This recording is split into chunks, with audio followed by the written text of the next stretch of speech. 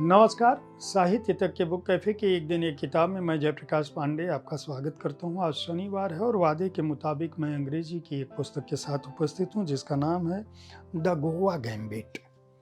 अनुराग त्रिपाठी की यह पुस्तक है। अनुराग त्रिपाठी दलाल स्ट्रीट के लिए जाने जाते हैं। यह पुस्तक दरअसल गोवा में जो कैसीनो का व्यापार चलता है और कैसीनो के बहाने वह जो है ग्लैमर की दुनिया, वहाँ घटने वाले अपराध, वहाँ घटने वाली घटनाएँ और साथ में कैसीनो की दुनिया में जो लोग काम करते हैं, जिस तरह से विविध क्षेत्रों के देशों के लोग आते हैं, उनके क्या स्वप्न होते हैं, उनका क्या संघर्ष होता है, वह किस्सागोई की शैली में उन्होंने इस पुस्तक में लिखा है।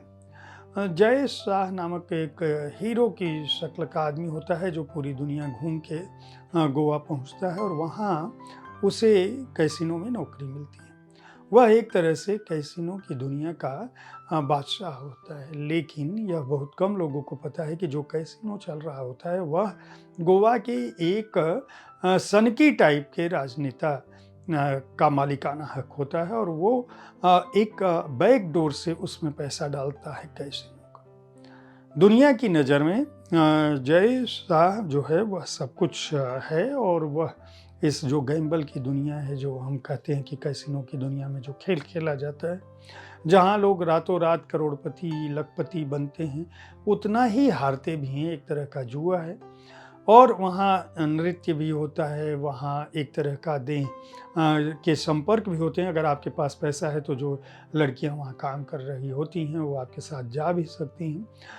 इसके अलावा लोगों को जिताने और हराने में भी उनका योगदान होता है और पूरे देश से जो बड़ी-बड़ी हस्तियाँ हैं, जो चाहे वह राजनेता हों, चाहे भ्रष्ट नौकरशाह हों, चाहे वह मीडिया जगत के जुड़े लोग हों या फिल्म जगत के लोग, वो कैसीनो की दुनिया में जाते हैं और वहाँ मौज मस्ती कर कुछ समय आते हैं। ये जो कैसीनो है वो गोवा में समुद्र के अंदर चल रहे होते हैं और उस दुनिया में क्या कुछ घटता है, यह गोवा गैम्बिट में अनुराग त्रिपाठी ने लिखा है। यह किताब अपनी लेखकीय शैली के चलते अपराध कथा से अधिक वह कथा बताती है जो यह कोशिश करता है लेखक बताने की कि जो लोग काम करते हैं वहाँ पे, चाहे वह मैनेजर है, चाहे वह जनरल मैनेजर हो, किस तरह की महत्वाकांक्षाएँ हैं, जो सिक्योरिटी से जुड़े हुए लोग हैं उनकी किस तरह से महत्वाकांक्षाएँ,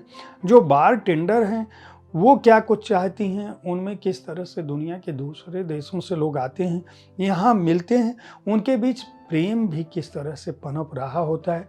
उसमें एक लेडी बॉय लड़की है जो सिंगापुर से आए हुए एक लड़के के साथ जिसका प्रेम होता है और दूसरे जो लोग हैं वह किस तरह से उनको अपनाते हैं। लेकिन इन सब के बीच जो सनकी राजनेता है, किस तरह से वह नई लड़कियों के साथ जाता है, उनमें से कुछ लड़कियों को उस अपने जीवन में आने के बाद वह उनको त्यागने की कोशिश करता है और इन सब के बीच जब जयेश फंसता है तो कैसे निकलता है।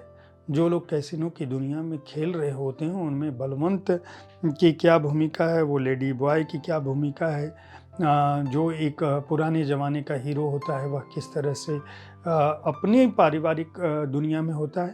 छोटे-छोटे किस्से हैं जो एक दूसरे से जुड़ते हैं, लेकिन अलग-अलग दुनिया के लोगों के अलग-अलग परिवेश और पृष्ठभूमि के लोगों की यह जो कहानी है वह न केवल कैसीनो की दुनिया बल्कि अपराध, समाज, आधुनिकता और उन स्वप्नों की कहानी है जो युवतियाँ देखती हैं या जो लड़के देखते हैं, जो कुछ बनना चाहते हैं लेकिन अपराध की दुनिया में या एक तरह से कहें उस दुनिया में चले जाते हैं जो बाहर से बहुत आकर्षक लगती है लेकिन अंदर से कितनी खोखली है। दरअसल द गोवा गैम्बिट एक बेहद पठनीय पुस्तक है।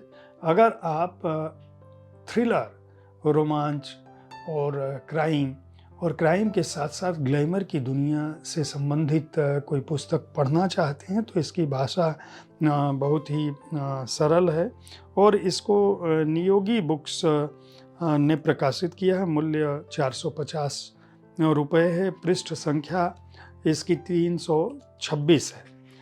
और अनुराग त्रिपाठी के बारे में मैंने बताया कि इंडियन स्कूल ऑफ बिजनेस से उन्होंने advance creative writing, university of Oxford से उन्होंने किया, इंडियन स्कूल ऑफ बिजनेस से पढ़ चुके हैं और लगातार अपनी पुस्तकों से दुनिया भर में अपनी पहचान बना चुके हैं। सिंगापुर में रहते हैं अपने परिवार के साथ, लेकिन लेखन के प्रति उनका आकर्षण जिस तरह का है वह उनको क्रॉसवर्ड बुक अवार्ड के लिए, रेमंड क्रॉस बुक अवार्ड के लिए भी नामांकित करा चुका है।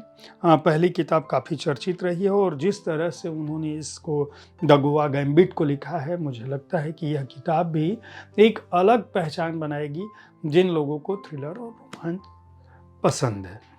उम्मीद है साहित्य तक पर अंग्रेजी पुस्तकों पर आधारित मेरा यह साप्ताहिक कार्यक्रम आपको पसंद आ रहा होगा।